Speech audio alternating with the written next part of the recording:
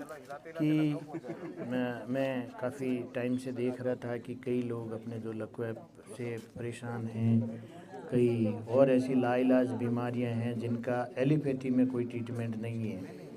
तो मैं जो इंडिया का सबसे महंगा हॉस्पिटल है वो मैक्स हॉस्पिटल है दिल्ली में, और उसमें जो डॉक्टर लगे हुए हैं, गूगल में आप सर्च करो तो वो टॉप 10 डॉक्टर्स की जो लिस्ट आती है उसमें सारे वो मैक्स हॉस्पिटल और मेदांता हॉस्पिटल के ही डॉक्टर हैं।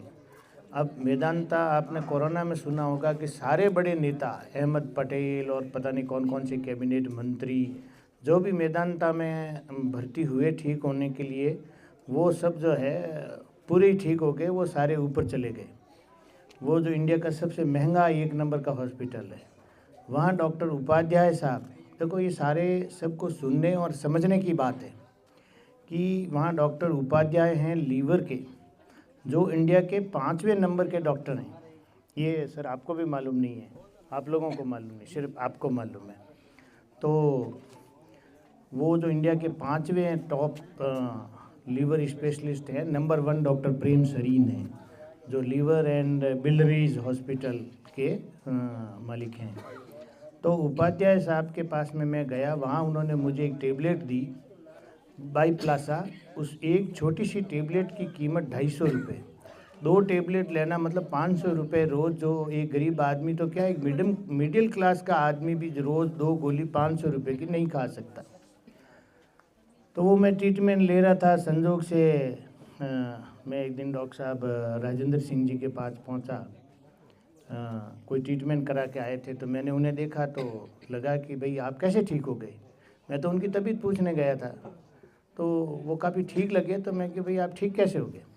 तो उन्होंने कहा कि मुझे एक डॉक्टर ने एक फरिश्ता मिला जिसने ठीक कर दिया, और तेरे लीवर की प्रॉब्लम है, you have to go to him. तो मैं क्या ऐसी सारी चीज़ों में यूँ डिले करता ही नहीं हूँ। मैं उसी दिन डॉक्टर साहब का घर देखने गया, डॉक्टर साहब का क्लिनिक देखने गया, और डॉक्टर साहब से मिलने गया अंदर। तो डॉक्यूमेंट्स लेकर गया था। तो डॉक्यूमेंट्स में डॉक्टर साहब ने देखा कि जो Max hospital doctor Upadhyay treatment कर रहे हैं। तो डॉक्टर साहब ने कहा कि मैं एक चीज़ दिखाता हूँ। उपाध्याय साहब की मदर, जो डॉक्टर साहब के एक भाई आईजी, राजस्थान पुलिस में आईजी है, तो उन्होंने डॉक्टर साहब के पास में अपनी माँ को भेजा था ट्रीटमेंट के लिए लीवर की। तो जो इंडिया का टॉप 5वां नंबर का डॉक्टर उपाध्याय, उनकी माँ, इंडिया का 5वां नंबर का टॉप लीवर का डॉक्टर उपाध्याय, उनकी माँ लीवर का ट्रीटमेंट आपके पास करा रही थी। फिर कहने को कुछ रह नहीं जाता। तो उस दिन से ही मेरे दिमाग में ये आया कि भाई ये जो अपने गरीब जनता है, भटकती है दवाइयों के लिए, डॉक्टरों के लिए, लैब टेस्ट के लिए सैकड़ों रुपए लैब टेस्ट में खर्च होते हैं। ब्लड टेस्ट कराओ, यूरिन टेस्ट कराओ, फलां MRI कराओ, सोनोग्राफी कराओ। यहाँ कुछ नहीं करवाना है, सीधा जाना है। डॉक्टर साहब जबान देख के कहते हैं। कल मैं एक और बताऊँ, कल 3 आदमी ऐसे आए इन 5 दिनों में जो VIP है, आप लोगों को नहीं मालूम। एक आदमी आया था, जो रिफाइनरी बन रही है अपनी, उसमें सबसे बड़ा ठेका है टाटा का, 18,000 करोड़ का ठेका है। कितना? 18,000 करोड़ का। 3 उसमें मेन उनके पास में है। जो मेन कच्चा तेल जो डीजल में बनेगा उसको DDU कहते हैं, DDU प्लांट। एक पेट्रोल बनेगा उसको CDU प्लांट कहते हैं, और एक जो गैस बनती है उसको VGU प्लांट कहते हैं। उन तीनों प्रोजेक्ट के HR हेड मिस्टर इमरान, वो यहाँ आए थे, अपना ट्रीटमेंट लेकर गए, और वो हजीमा, क्या नाम है उसका, हिजामा करा के गए। हिजामा मीन्स जो अभी आप दो तीन लोगों के देखा, जैसे गंसा के किया, खून निकला। एक वो मेरे और मित्र हैं, वो किधर गए, श्याम सुंदर जी, उनके तो घुटनों में भी किया, हाथों चोकर, जो खून नहीं निकला इनके। वो जैम जेली किसी ने खाई है, जैम जो बटर पे लगाते हैं, वैसा जैम टाइप खून निकला, जो मतलब ये लो तो उसी वही ब्लॉट बनता है, और वही क्लॉट बन के जाके कहीं ना कहीं अटकता है, जब या तो हार्ट अटैक होता है या वो हेमरेज होता है। तो इनके कम से कम 4 बार इन डॉक्टरों ने वो जो खून निकाला, उसका मतलब ये वैसलीन से भी गहरा था।